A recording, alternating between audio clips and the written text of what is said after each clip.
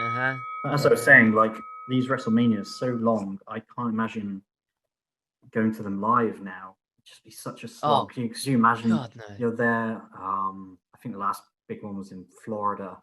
You're there in that kind of heat. You're spending all this time getting to the venue, queuing up, getting to your seat, and then like that's like an hour before the pre-show starts. Then you got to Hmm. sit through the pre-show. Then you got to sit through the entire pay-per-view.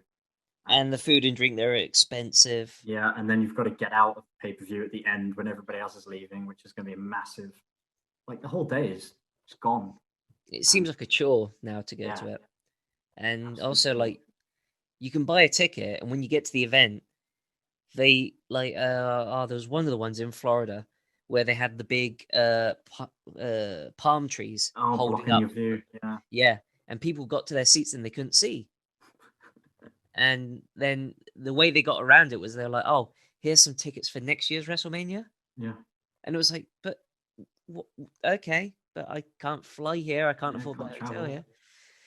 Um, yeah, and there was a Rumble. Sorry, there was a Mania.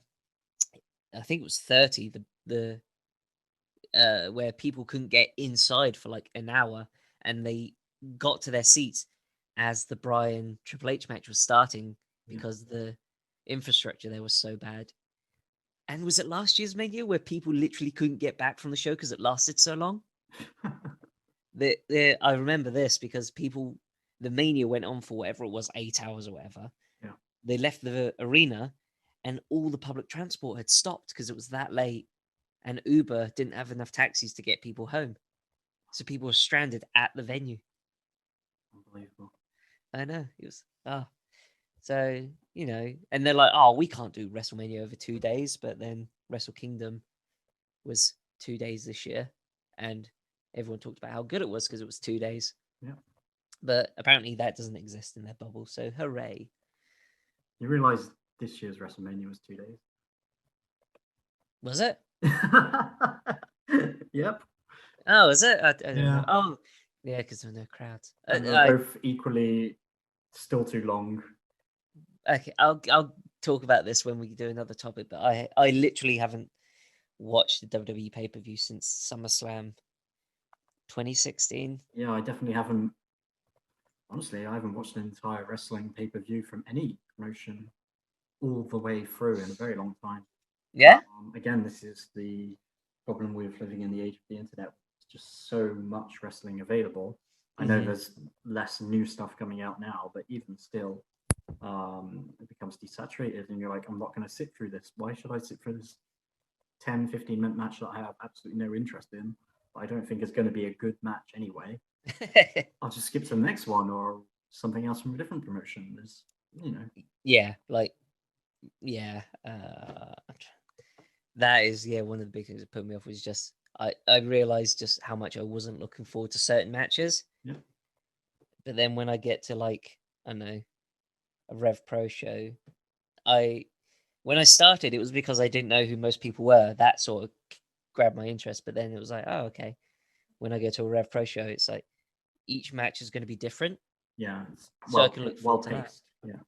Yeah, as opposed to a WWE where I'm watching the same match with different people every time. Mm. The only difference is what they do when they look at the camera and what their finishing move is. And it's like, I no, I don't want this. So I stopped. And yeah, I unsubscribed from the network and I've never been back since. And I've actually been a happier wrestling fan since.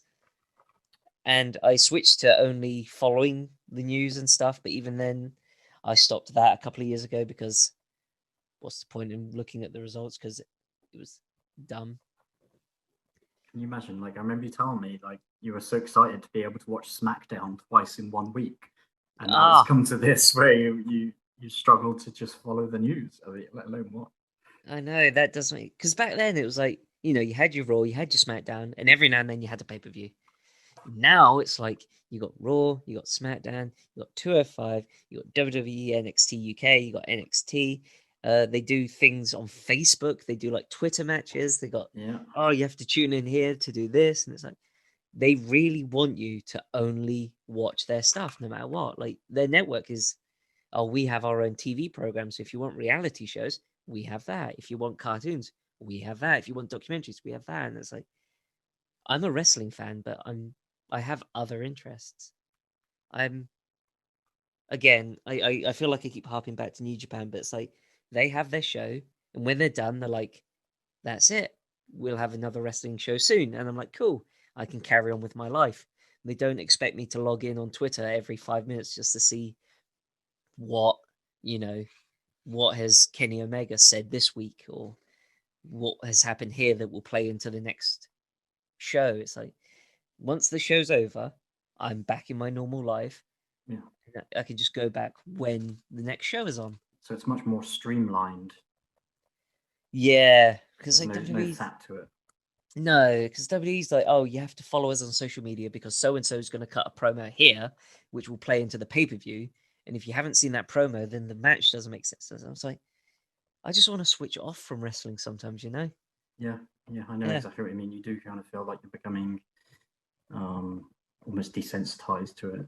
And Was WrestleMania really 2 days this year? I'm pretty sure it could be Jeez. the Mandela effect. I'm remembering something that didn't happen, but What matches happened? Brock Lesnar versus Drew McIntyre.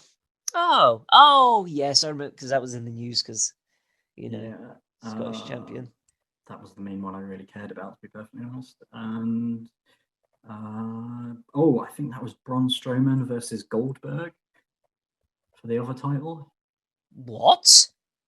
Yeah. Okay. Wasn't a 5-star match, so don't worry if you missed that. No, yeah. That's a topic we can get into sometimes, star ratings, but yeah. Is that really? I'm kind of curious, but okay. Wrestle 2020 because they don't even refer to them as numbers now, do they? They That's don't the say other thing. Yeah, it's like, I remember WrestleMania play button and WrestleMania Texas. Texas, and yeah, the one with What's the pirate ship one, and yeah, because one. what was they said? Oh, if you have numbers too high, people look at it as being old.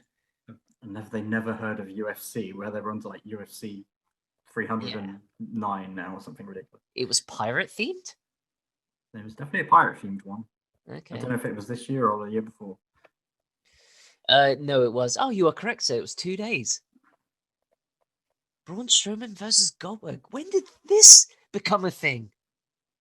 I think it was supposed to be Roman Reigns versus Goldberg, but didn't Roman Reigns drop out?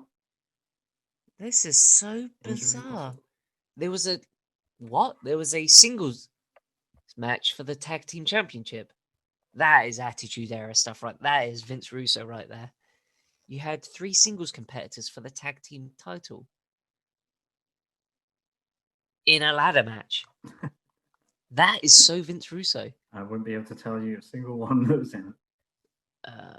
John Morrison's back? He didn't. Yeah, he's back. What the hell is going on? Okay. No, I'm going to stop because I can't be bothered even. Okay. No, I don't care. Yeah. It was like one of my lapsed fans' friends watching wrestling for the first time in ages. Oh, the Undertaker is still there. He's so old. We should. At the same time, they don't want to see anybody new. They're like, this guy. They should bring The Rock back. They'll complain that wrestlers are too old, but then they'll also not give a damn about any new wrestlers or even try. Yeah, that's a thing. That's a weird. If you look at the average age of a wrestler now compared to the average age of a wrestler in the Attitude Era, there's like a 15-year gap. Yeah. Which is why I think we should talk about that if we ever cover Attitude Era and our thoughts on it. But like, the best thing about that time was everyone was so young, so they had so. There is a big difference between asking a 20-year-old what's your new idea versus asking a 40-year-old what's your new idea. Yeah. And there's a reason why the Attitude Era was so big with young people, which was because their wrestlers were young people. But yeah, that could lead off into a completely new subject, and we've already been going an hour.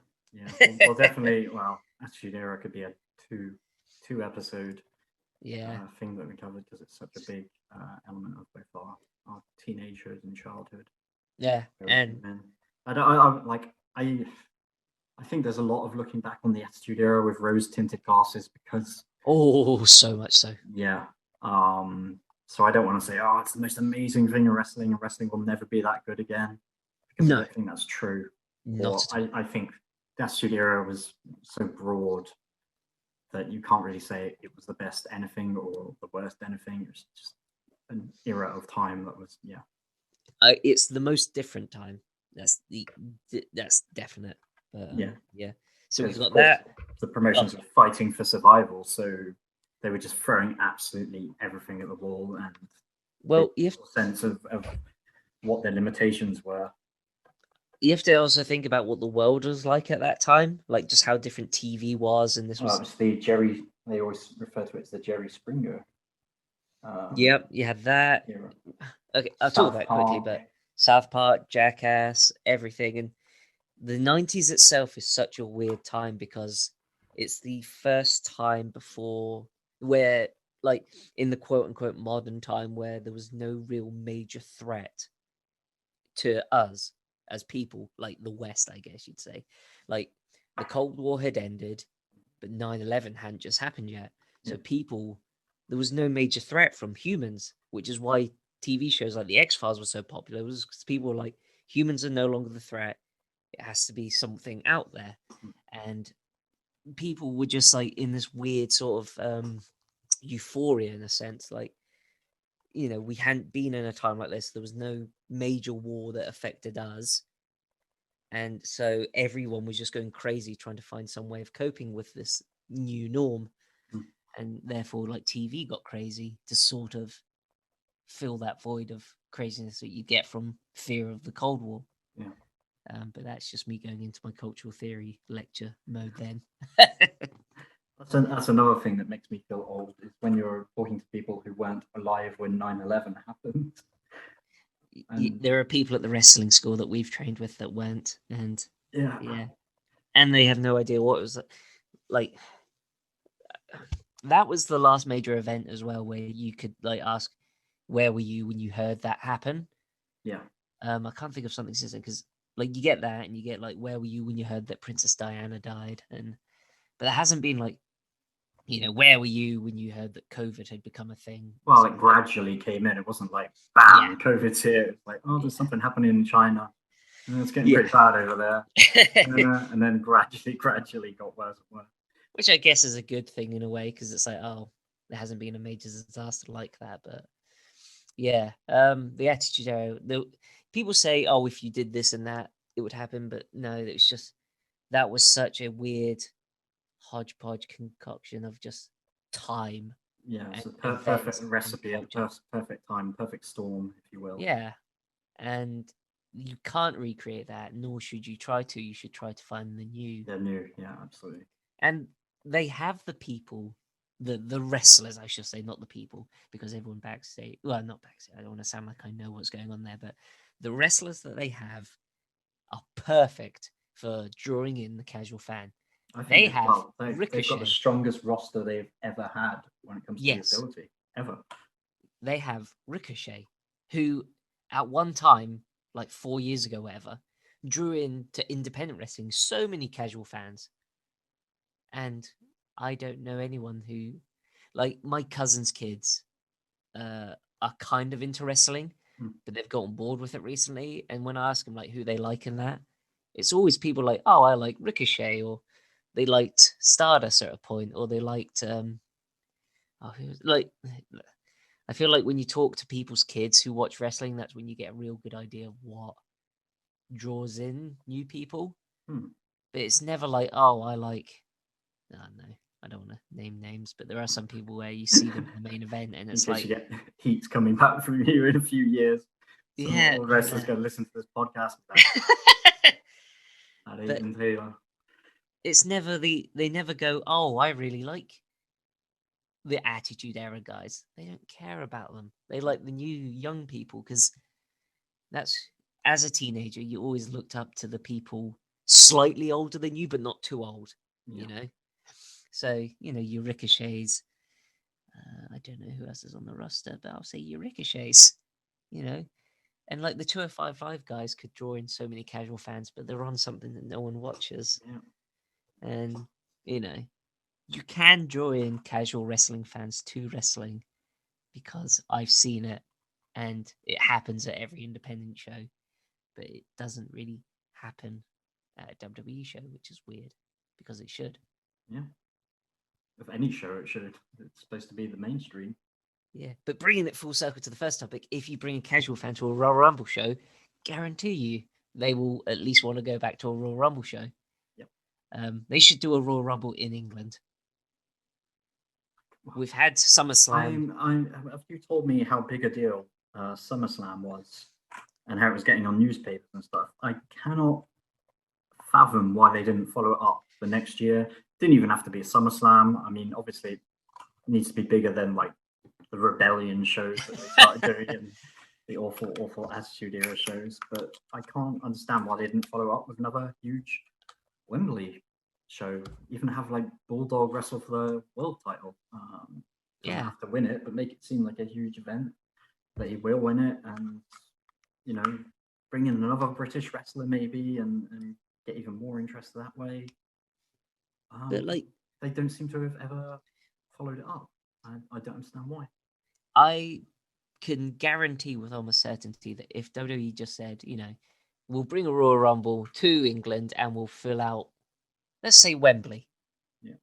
They could probably do that because even the most casual, like everyone that I went to school with today, they still share stuff like, you know, wrestling in the 90s. So when they hear a Royal Rumble is coming to England, if they hear that, I guarantee you, even the most casual of wrestling fans or lapsed fan would want to go to that because A, it's Wembley, and B, it's a Royal Rumble. Feels big. It's not like a throwaway pay-per-view.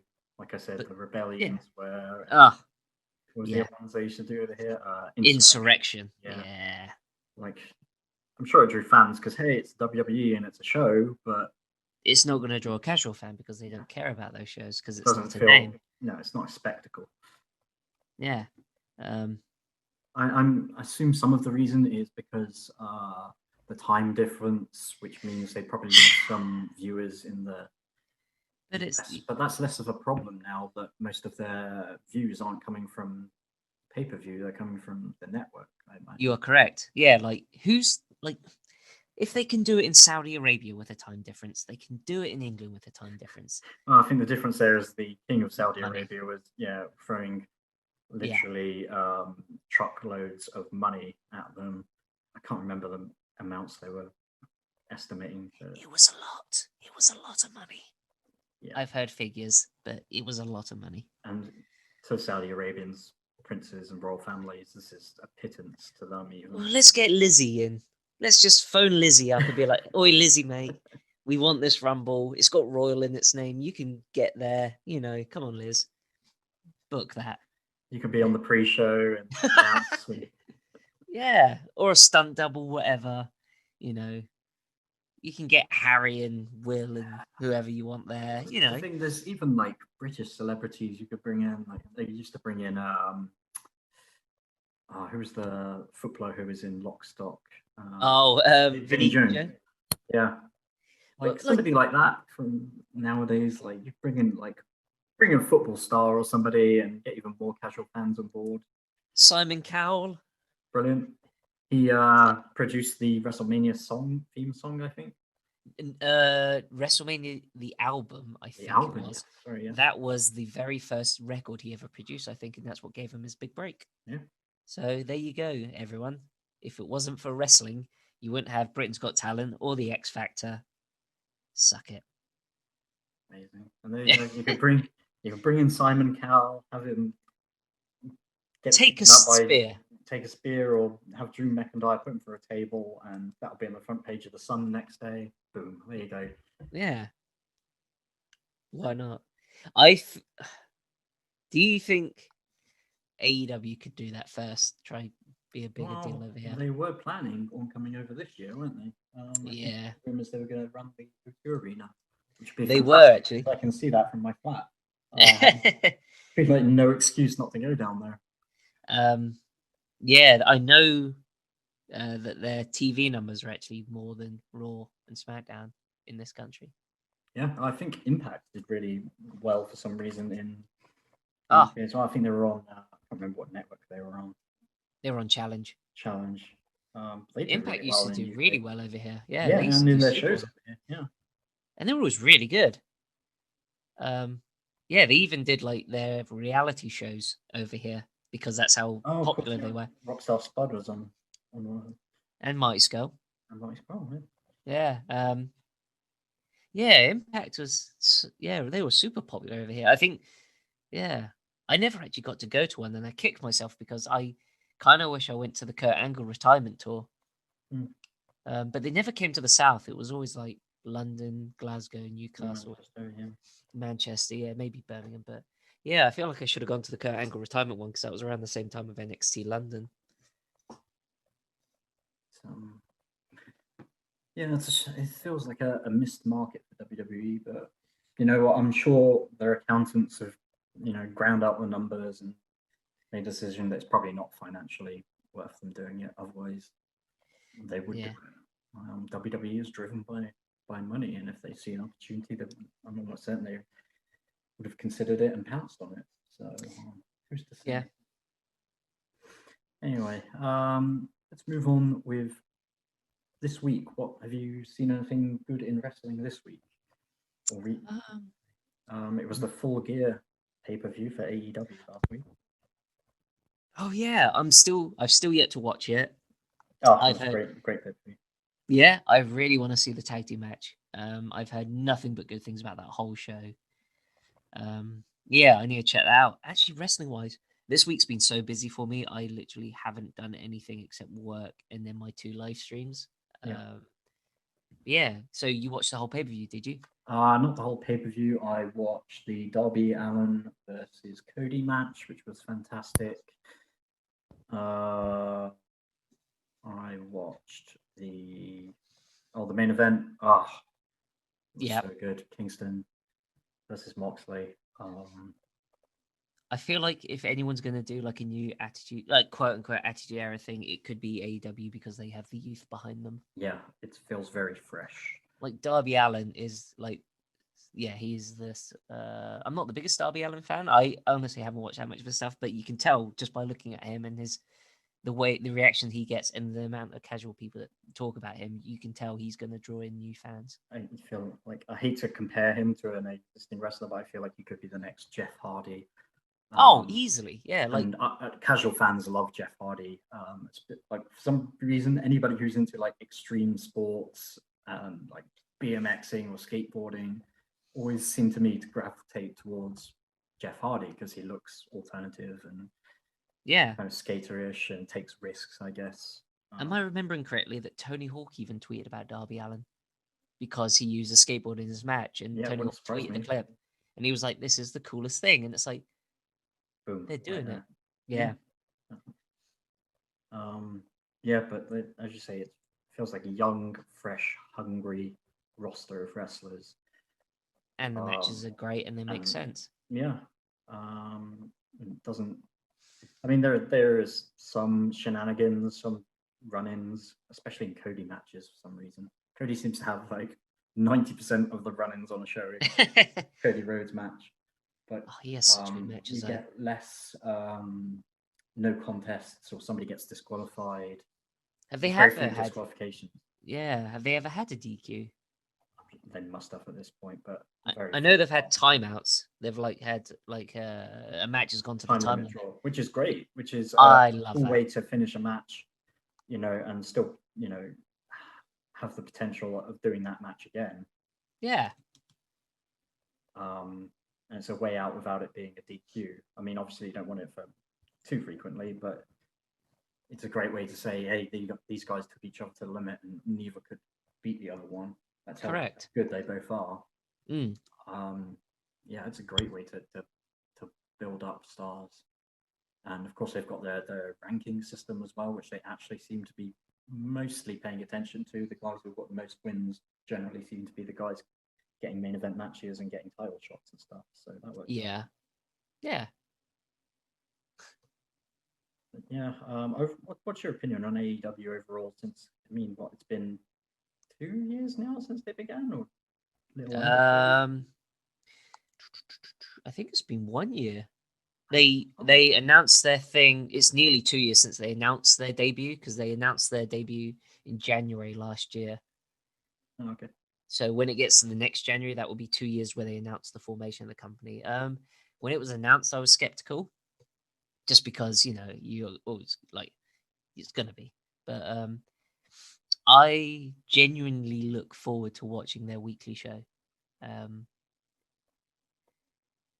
yeah, it's one of those things where it's like the matches are great, and I do feel like some of the guys were much better when they were in other companies, match quality wise. But that's because they were aiming for a different market. When now they have to wrestle each week, but Yeah.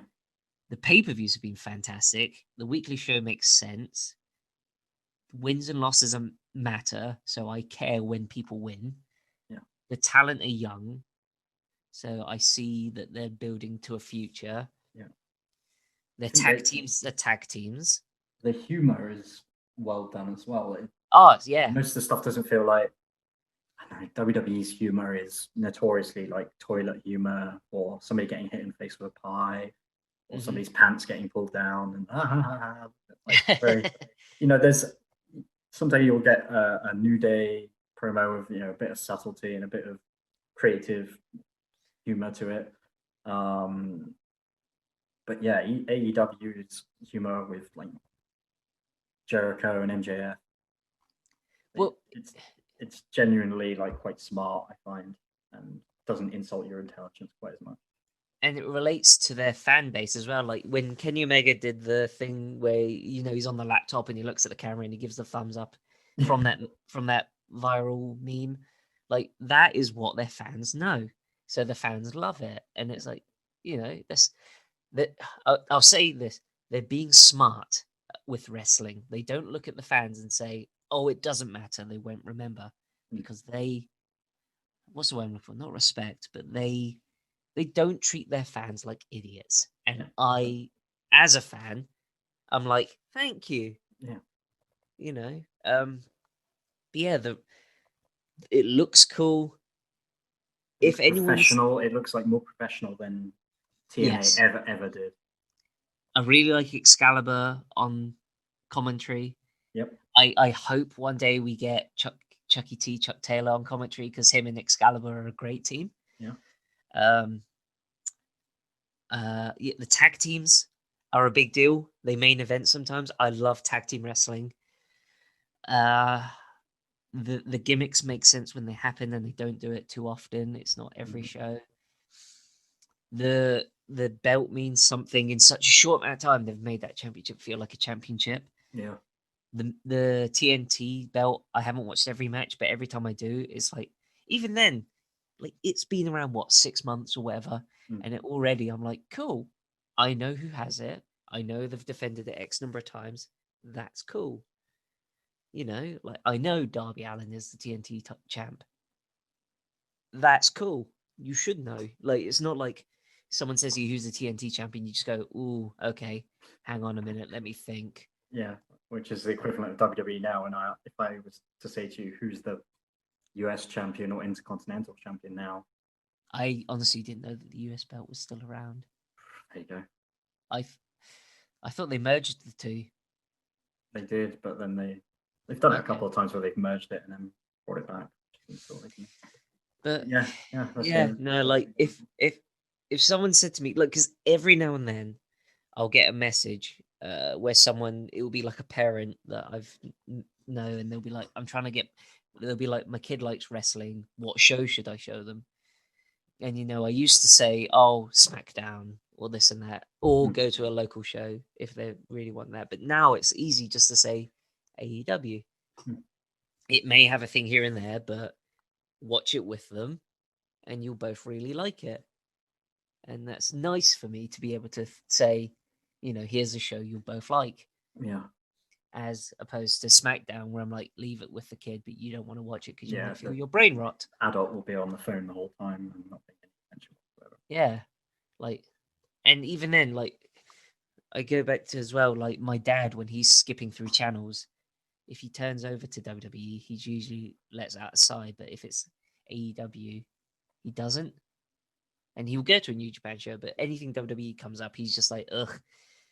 They have the like last time he tuned over and WWE was on, because he always skips through the sports channels. Yeah. Last time it was on, it was, I can't remember who it was. It was someone looking at the TV, but the TV and him were facing the same way. And my dad just looked at it and he went, "How is he watching that TV?" The angle is all wrong. Yeah, exactly. That's literally what he was like, was how he can't see the TV from there. And I was like, yes, but they think you're an idiot. And my dad was like, yes, they clearly do because they're doing this. And it's like, yeah, we are smart people, you know. I don't want to turn to a full AEW love fest. Is there anything you think could be improved on AEW? That's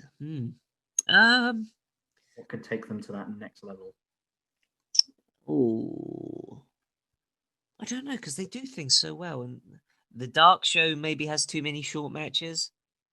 Oh, that's the thing I was going to say. Is I think they're rumored to be adding. They've another confirmed they're show adding. or another hour even to Dynamite.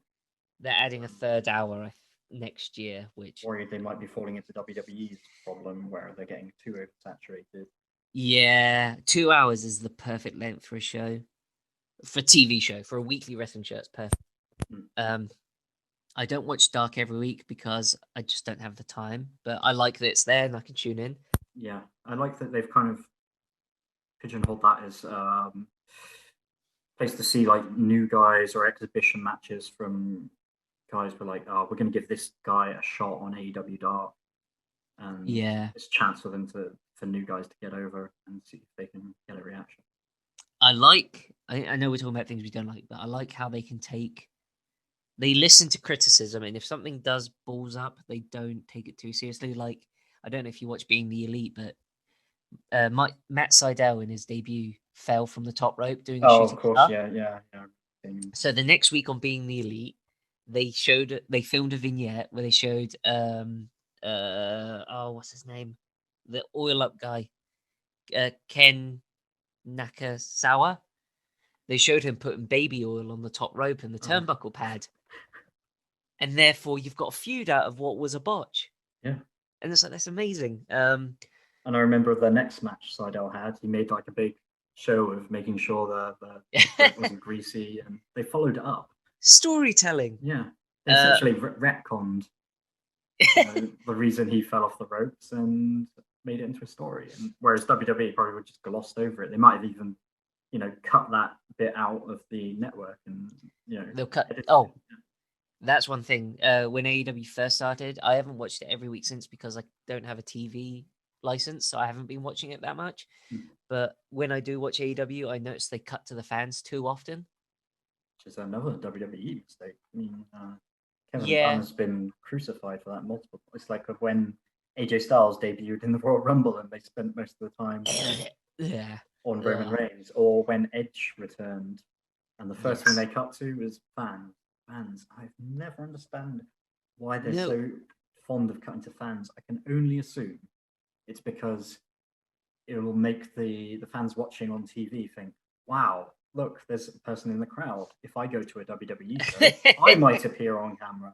And they're kind of hoping that I'll drive up ticket sales. That is the only reason. Or it could be the fans will turn into a meme, like the Undertaker guy or the Brock Lesnar guy. Or the Miz girl. The Miz girl, there you go. It's either that, I think you're correct with those two, or a third option was they all think, oh, the fan will see themselves on TV and share it on social media, and therefore we can reach more people. Which seems like such a long shot way of trying to get fans. Especially nowadays where everyone has a camera and everyone goes on YouTube and everyone can be here. Yep. Being on TV isn't that much of a big deal to people our age. Absolutely. My mum might care about being on TV, but I don't care about being on TV. Yeah, because you just said you don't have a TV license, and I think that's a lot of way that a lot of our generation are going. I don't have a cheap TV license either. I don't own a television, and I tell people like my parents' age or around my parents' age, I don't have a television. And they look at me like I'm out of my mind. But they say to you, like, aren't bothering with it. Or if they do have a TV, they don't have a TV license. They only have streaming. So. The best part of that is if you ever say to them, "What are you doing?" They're going, "Oh, there's nothing on TV. It's all rubbish." And then you're like, "Why are you paying for it then?"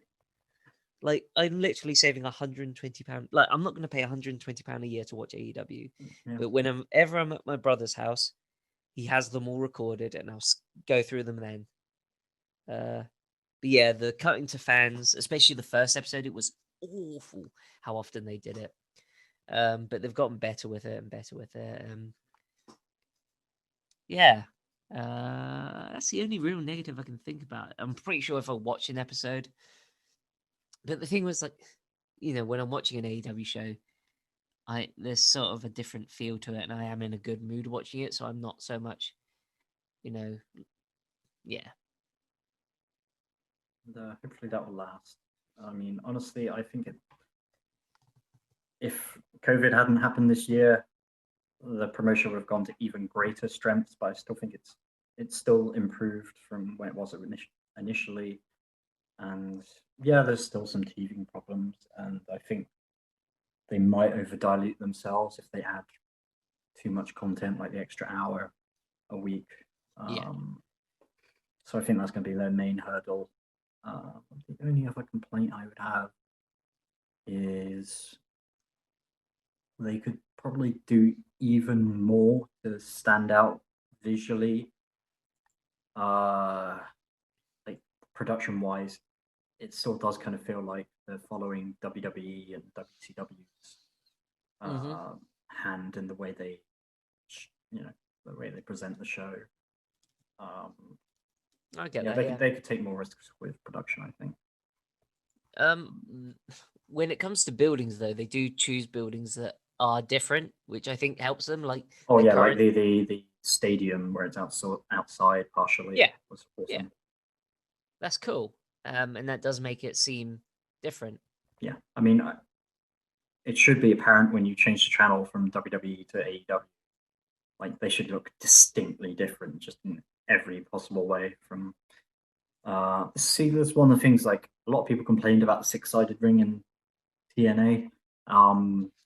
I actually didn't mind it because I felt like it made them stand out something instantly different. But at the same time, like, if wrestlers find it harder to bump on, I think they should have used a four-sided ring. It should always be down to the wrestlers because they're the ones who have to bump in the ring and move around the ring. So if the wrestlers do prefer a four-sided ring, then four-sided is the way to go. But that's the kind of thing I'm talking about. It's something that you can instantly tell, oh, okay, this isn't WWE. I get it. Yeah, like when you tuned in for the first time to TNA, was it the six-sided ring? Probably, yeah. And didn't it catch your attention? Yeah, it made me think, well, this isn't WWE. I mean, that's always been the things that was praised about TNA is their X division, and that it was doing something different to WWE. We should do that as a subject. As early TNA. Well, just TNA in general, because it was, for the longest time, it was a great show. Yeah, an anomaly.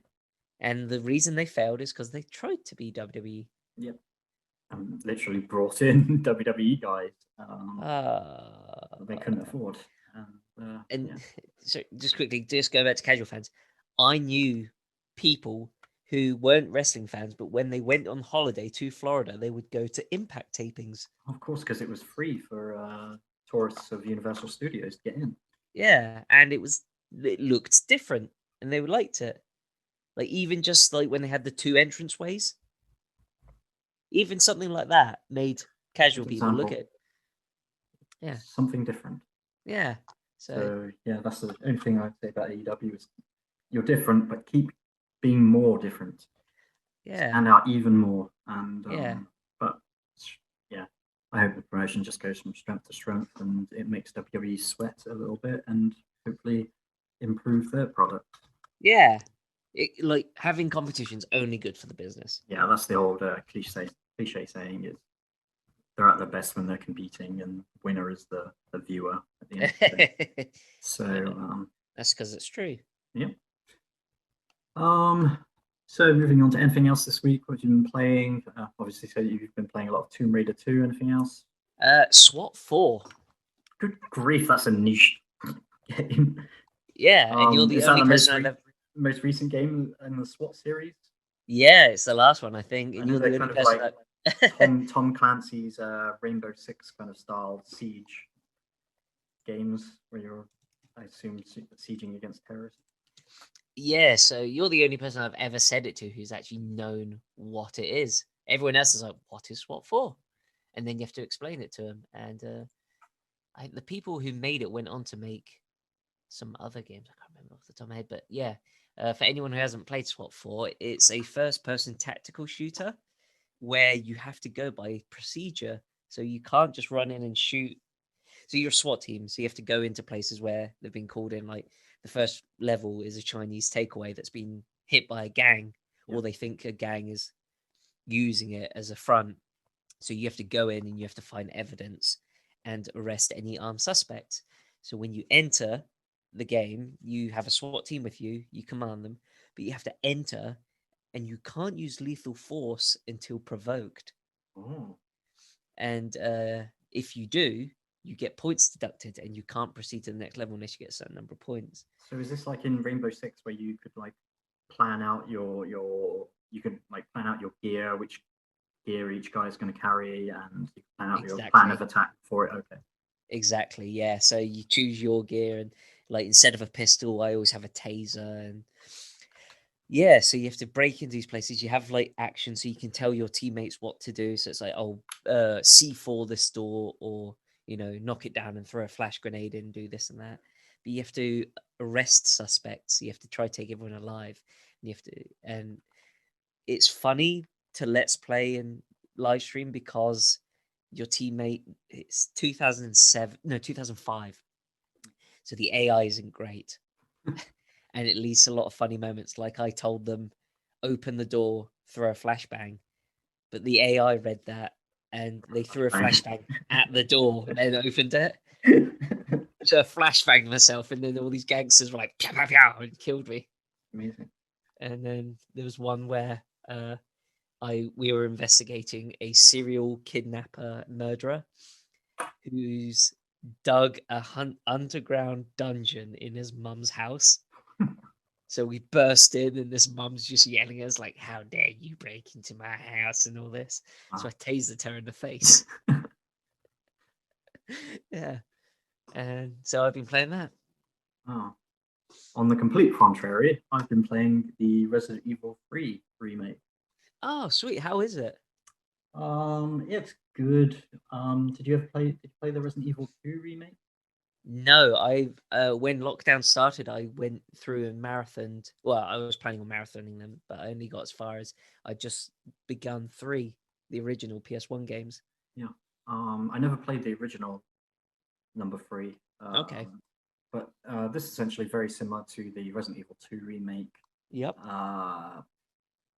But there's really been like no changes to gameplay or any of the systems. So it literally feels like an add-on, almost like an add-on pack for Resident Evil 2. Still enjoyable, but there's less tension, there's less strategic planning. Of course, that's one of the things I loved about Resident Evil games. Okay, you can only hold this amount of ammo, you've only got this amount of health, you're not sure where the zombies are. You kind of have to plan your way around the mansion or the police station to avoid areas that are completely overrun with zombies. And there's none of that in this game. There's no like main location like the mansion or the police station. You're literally just going on corridors that are going in one direction. I've heard that it hasn't got any replay value, which I think was one of the big selling points of 2 and 3 on the PS1.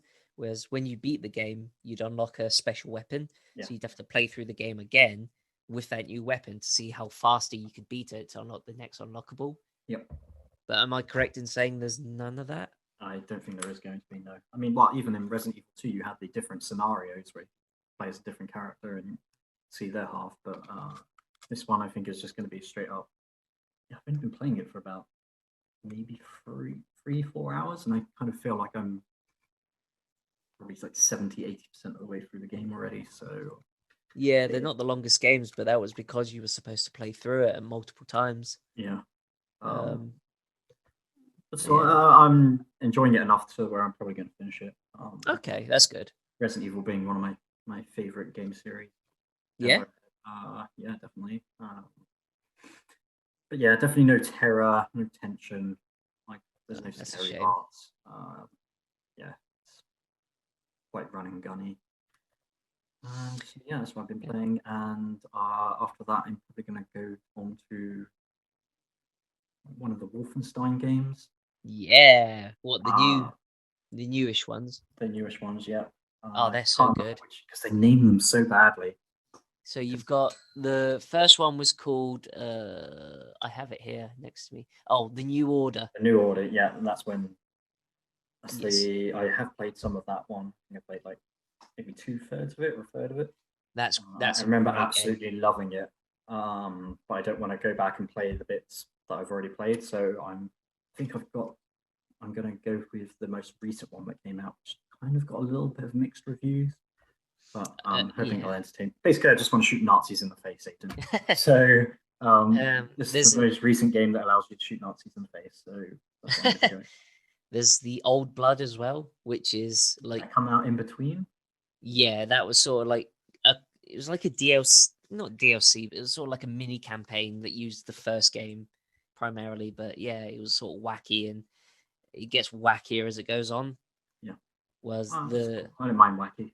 yeah, like the Wolfenstein games were usually wacky, but the New Order wasn't as wacky. And I Mm. think that was like one of the slight complaints. So they changed that up in Old Blood. Yeah. And I think you can get that for like under a tenner. Yeah. So yeah, that's on my playlist. And to be honest, there's nothing on the horizon that's really. Oh, Cyberpunk, I guess, kind of interests me, but be very skeptical if my old gaming PC could even run that. So, and it'll But probably get delayed again anyway. yeah, but when you say, "Oh, this might interest me," even then, that sort of sends bad Well, vibes, I it's guess. been very overhyped to the point where I imagine it's going to have some shortcomings and people are going to be disappointed or they were expecting too much because this is the developers is CD Projekt Red, if I'm correct, and their game before this was the Witcher games, and it's Ah, pretty big leap to go from that kind of game to a first-person open world-ish shooter game, which involves a lot of RPG elements.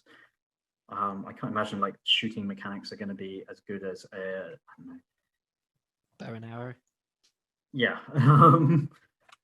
it's going to be a big leap in between the two genres, and I mean they've even got like driving segments and stuff. Yeah, I think people who are going to go into that game expecting like an open world GTA are going to be disappointed, but at the same time, I think people who go in expecting like a Deus Ex style first person role playing game are also going to be disappointed because I think it's going to land somewhere in between the two kind of gameplays. Yeah, like the first game that came to my mind wasn't either of them. It was Watch Dogs. Oh yeah, yeah. But I haven't actually followed it that much. New games I haven't really followed. Like Deathloop is the only one I'm kind of interested in, and that was the only thing that got me excited for PS5. But Oh, then I it's found it. the same developers who did Prey and Dishonored, correct? I think so, yeah. So it's like you're an assassin and you're trying to rush to assassinate a target before other people. Yeah. But I was like, oh, that seems cool. I could get a PS5 for that later. But then it's just popped up on my Steam like an hour ago, and I'm like, oh, I don't need a PS5 now. I can get it on there. You know? So, this feels like one of the most lukewarm console released windows. Obviously, the new Xbox and new PS5 coming out right now, and I don't know any games that are coming out for either console that's though. exactly what I was about to say. I think I know there's a not Dark Souls, Demon Demon Souls Souls. remake, and I know Yeah. there's a Spider-Man game that looks very similar to the previous Spider-Man game coming out.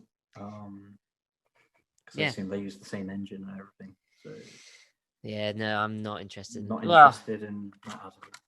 I'm not interested in the PS5. The Xbox kind of has my interest because if I get that, then I can. It's backwards compatible with the other consoles going back to the original Xbox. Oh wow! Yeah, it doesn't Really? play everything, but it does play some discs.